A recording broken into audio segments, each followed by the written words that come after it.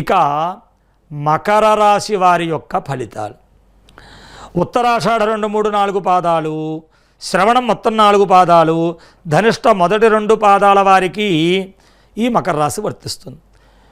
బో, జా, G, zoo, జే, జో, ఖా, గా, ఘీ అనే అక్షరాలతో పేరు ప్రారంభమయ్యే వారికి మకర రాశిని వర్తింపజేసుకోవాలి.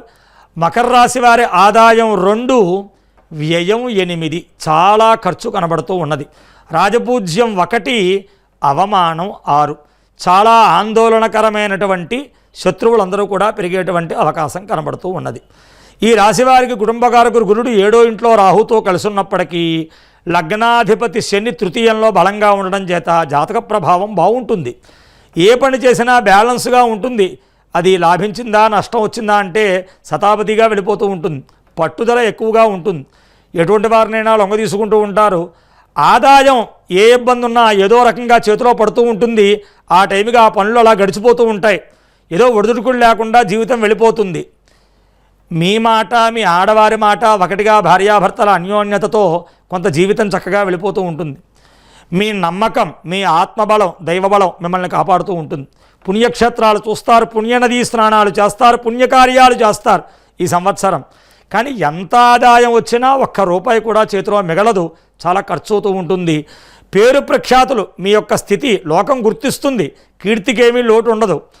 అన్నపానీయాదులకి లోటే ఉండదు. స్వశక్తితో పైకి వస్తారు.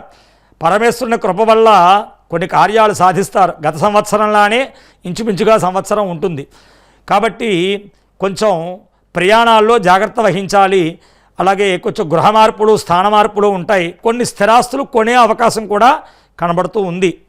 అలాగే ఈ సంవత్సరం ఈ రాశివారికి ఉద్యోగస్తులకి బాగుంది. శ్రమకు తగ్గ గుర్తింపు పొందుతారు. దూర ప్రాంతాలకి బదిలీ అయ్యే అవకాశం ఉంది. కానీ ఆదాయం బాగుంటుంది. రాజకీయ నాయకులకి శని బలం బాగుండడం వల్ల తిరుగు ఉండదు.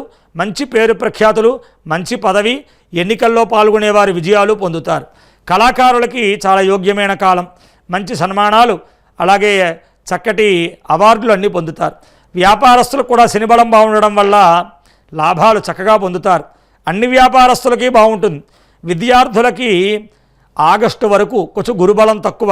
అందువల్ల చదువు మీద శ్రద్ధ ఉండదు. జాగ్రత్తగా ఉండాలి. మొదటి పరీక్షల్లో కొంచెం ఉత్తీర్ణత తక్కువ. సంవత్సరం చివరిలో మళ్ళీ వాళ్ళు కోలుకొని చదువుల్లో రాణింపు పొందుతారు. వ్యవసాయదారులు కూడా 2వ పంట బాగా లాభిస్తుంది. మొత్తానికి శతాపతిగా ఈ సంవత్సరం వెళ్తుంది ఈ రాశి వారికి.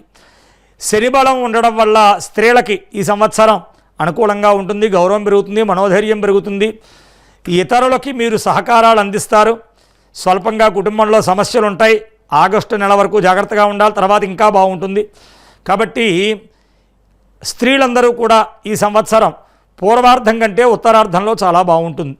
అలాగే మంగళ సోమవార నియమాలు పాటించడం, రుద్రాభిషేకం చేయించుకోవడం, రాహుకి జపహోమాలు చేయించుకోవడం వల్ల ఈ రాశివారు ఇంకా మంచి ఫలితాలు పొందేటువంటి అవకాశం కనపడుతూ ఉన్నది.